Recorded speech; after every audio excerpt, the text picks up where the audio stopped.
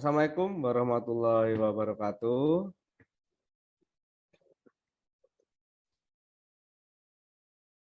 Selamat sore teman-teman. Terima kasih pada kesempatan siang hari ini kami selaku peserta Latsar CPNS Kementerian ATR BPN tahun 2022 dari gelombang 5 angkatan 37. Pada kesempatan learning jurnal kelompok siang hari ini kami dari kelompok 2 akan mengerjakan tugas terkait dengan tugas hari kedua, agenda 3, di mana tugasnya sendiri yaitu adalah kita disuruh untuk menganalisis kasus. Untuk analisis kasus sendiri ada yang bad practice dan juga best practice. Untuk analisis kasus sendiri itu bersumber dari video. Untuk videonya sendiri akan saya tampilkan setelah kita memperkenalkan diri. Mungkin guna untuk mempersingkat waktu, langsung saja dari saya sendiri selaku Ketua Kelompok 2 dan nanti akan dilanjut dengan teman-teman semua. Mungkin dari saya perkenalkan, nama saya Wahyu Setiawan, jabatan calon analis hukum pertanahan untuk unit kerja sendiri pada kantor pertanahan Manggarai Barat. Untuk berikutnya, silakan kepada rekan-rekan semua untuk memperkenalkan dirinya. Terima kasih. Oke, terima kasih Mas Wahyu izin memperkenalkan diri. Nama saya Haidar Amar Faruqi. Saya merupakan calon CPNS. Jabatan calon analis hukum pertanahan, kantor pertanahan Halmahera Selatan. Oke, selanjutnya monggo. Izin memperkenalkan diri, nama saya Reza Susanto, jabatan calon analis pertanahan, unit kerja di kantor wilayah BPN Provinsi Maluku Utara. Terima kasih. Izin memperkenalkan diri, nama saya Kristina Epifani Suharto, jabatan analis hukum pertanahan, unit kerja di kantor pertanahan Kabupaten Manokwari. Terima kasih. Izin memperkenalkan diri, perkenalkan nama saya Sinta Rosayu, jabatan calon analis hukum pertanahan, penempatan di kantor pertanahan Kabupaten Kupang. Terima kasih. Kepada teman-teman kelompok 2 semuanya, mungkin kita akan lanjut langsung saja ke analis kasusnya.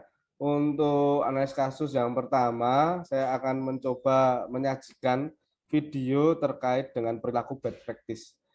Mungkin untuk nge-share videonya, saya izin share screen dan teman-teman mohon izin. Terima kasih.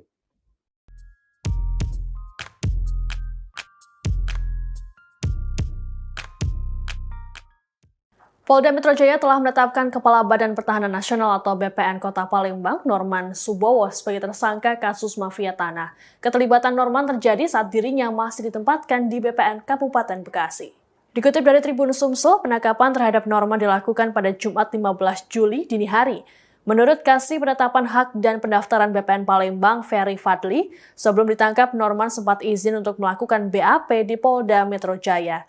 Selain Norman, Polda Metro Jaya juga menangkap dan menahan 2 orang lainnya, yakni Kasih Survei BPN Bandung Barat dan pensiunan BPN.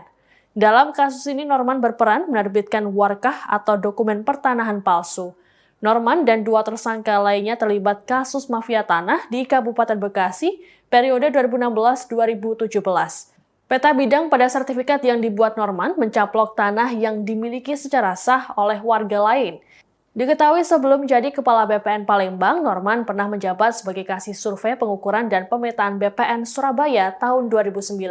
Karir Norman di BPN pun semakin menanjak dengan penempatan di sejumlah kota sebelum akhirnya berlabuh di Kota Palembang. Tahun 2019 lalu, Norman pernah menjadi saksi dalam kasus dugaan korupsi program PTSL atau program sertifikat tanah gratis dari pemerintah dengan terdakwa Ahmad Zairil dan Joke.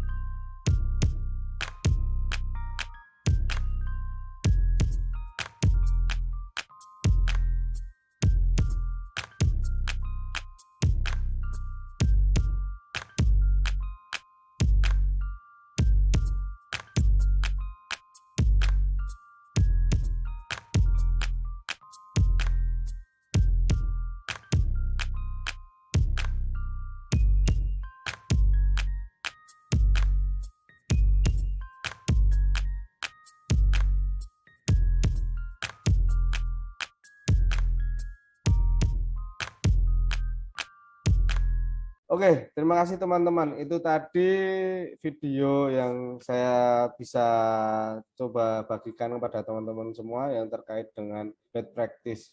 Mungkin untuk teman-teman sendiri tadi kan sudah melihat bagaimana ada kasus mafia tanah. Mungkin bagi teman-teman yang bisa memberikan reaksi ataupun tanggapan, bagaimana analisisnya, untuk waktu dan tempatnya saya persilahkan. Silahkan, monggo. Baik Mas Wahyu, izin memberikan tanggapan ya, memberikan reaksi. Seperti yang kita tonton bahwa Saudara NS merupakan ASN yang cukup berprestasi, memiliki reputasi dan karir yang baik. Namun di kemudian hari beliau ini menjadi tersangka mafia tanah. Hal ini merupakan suatu perbuatan melawan hukum yang dilakukan oleh NS, juga melanggar nilai-nilai yang ada pada manajemen ASN, yaitu salah satunya adalah nilai integritas dan nilai bertanggung jawab. Juga ANS tidak memperhatikan atau mengamalkan nilai-nilai norma yang ada di Undang-Undang Nomor 5 Tahun 2014 tentang Aparatur Sipil Negara. Dari video ini juga kita belajar bahwa sebagai ASN kita tidak hanya mengejar karir saja atau prestasi saja, tapi juga harus memperhatikan nilai-nilai manajemen ASN dan Undang-Undang Nomor 5 Tahun 2014 tentang Aparatur Sipil Negara, sehingga kita bisa memberikan kinerja terbaik, memberikan manfaat sebaik-baiknya kepada masyarakat dan negara. Itu saja.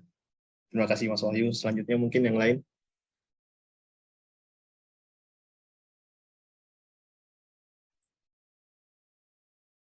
Izin menanggapi video ini berdasarkan video yang tadi kita tonton secara bersama-sama.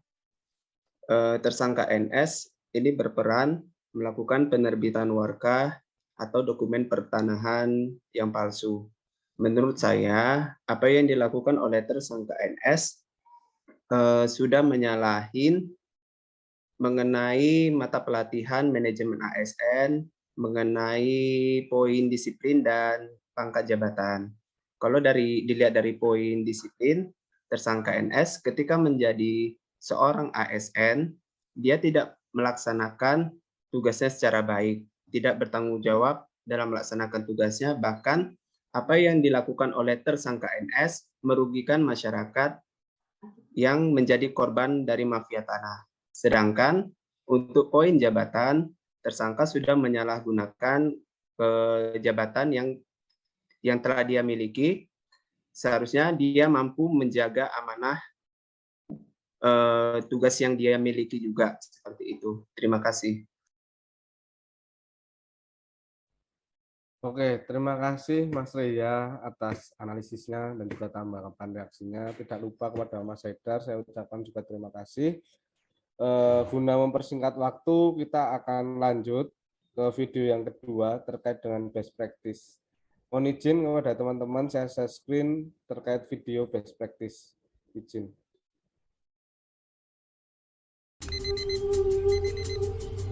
Pengurusan tanah sebagai aset berharga butuh serangkaian proses.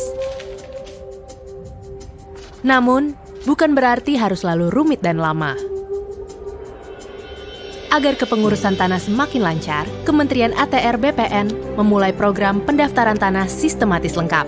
Sebuah upaya mengumpulkan dan memindai data tanah menggunakan aplikasi modern Survei Tanahku agar dapat diakses secara digital melalui aplikasi Gistaru, Sentuh Tanahku, dan Bumi.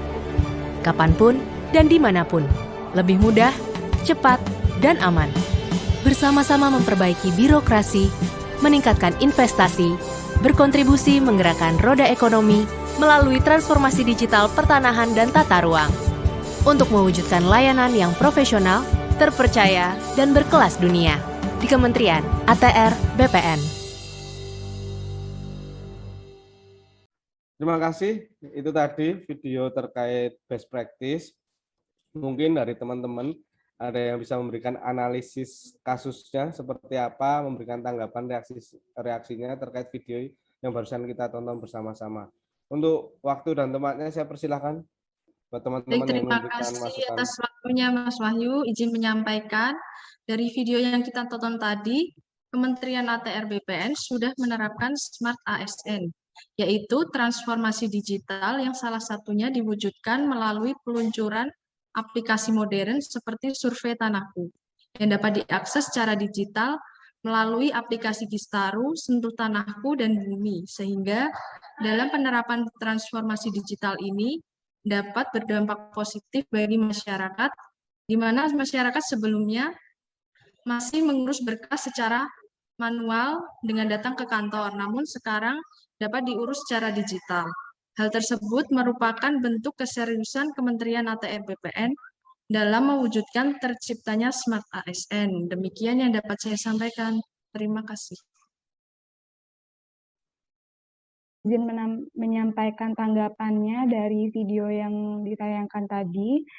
Ini merupakan contoh yang sangat baik dalam manajemen ASN.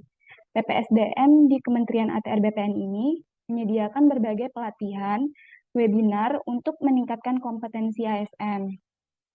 Dengan adanya transformasi digital ini, sudah sangat mendukung Smart ASN, yaitu dengan adanya layanan elektronik seperti aplikasi Sentuh Tanahku, Gistaru, Bumi, yang bisa diakses kapanpun dan dimanapun, sehingga prosesnya menjadi lebih mudah, cepat, dan aman. Sehingga dengan adanya transformasi digital ini dapat memperbaiki jalannya birokrasi, meningkatkan investasi, menggerakkan roda perekonomian, dan data digitalnya juga lebih terintegrasi dibandingkan dengan data manual atau konvensional, sehingga memudahkan untuk perencanaan ke depannya. Ini juga dapat meningkatkan digital skill, sehingga membantu Indonesia menjadi negara yang bersaing di dunia digital. Dan juga sesuai dengan digital kultur di Indonesia ya, sehingga menjadikan negara Indonesia dapat bersaing di dunia internasional. Dan juga sudah sesuai dengan digital kultur di Indonesia karena pelaksanaannya ini sejalan dengan Pancasila dan Undang-Undang untuk mewujudkan layanan yang profesional, terpercaya, dan berkelas dunia. Itu saja yang dapat saya sampaikan tanggapan dari saya. Terima kasih. Terima kasih kepada Kak Sinta Rosayu dan juga Kak Kristina yang sudah memberikan tanggapan terhadap video yang kedua tadi. Video terkait best practice ya teman-teman. Tidak lupa saya ucapkan juga terima kasih kepada Mas Haidar dan juga Mas Reya yang tadi juga sudah menanggapi di video pertama yang berkaitan dengan best practice. Mungkin tidak afdol kiranya kalau misalnya kita sudah tadi memberikan tanggapan reaksi, kalau misalnya saya selaku moderator tidak memberikan kesimpulan ataupun rangkuman tugas ini ya. Mungkin kesimpulan yang dapat saya tarik dari teman-teman semua yang sudah menyampaikan tadi untuk video pertama bad practice yang bisa saya simpulkan bahwasannya terjadinya mafia tanah itu tadi karena erat kaitannya dengan manajemen ASN, di mana tersangka mafia tanah tadi tidak istilahnya mengimplementasikan nilai-nilai integritas dan juga nilai disiplin.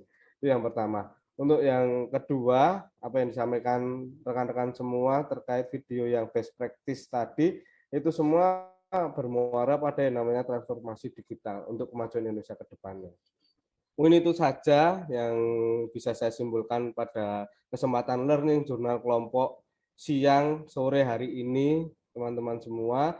Saya ucapkan terima kasih, saya tidak bisa sebutkan satu persatu namanya, tapi yang jelas semoga dengan agenda tugas sore hari ini kita akan dapat lebih istilahnya lebih mendapatkan nilai lagi, lebih bagus lagi di kesempatan-kesempatan berikutnya. Saya selaku moderator undur diri dan juga mewakili teman-teman kelompok 2. Kurang lebihnya saya cukupkan di sini. Billahi taufiq wal hidayah. Wassalamualaikum warahmatullahi wabarakatuh. Waalaikumsalam warahmatullahi wabarakatuh.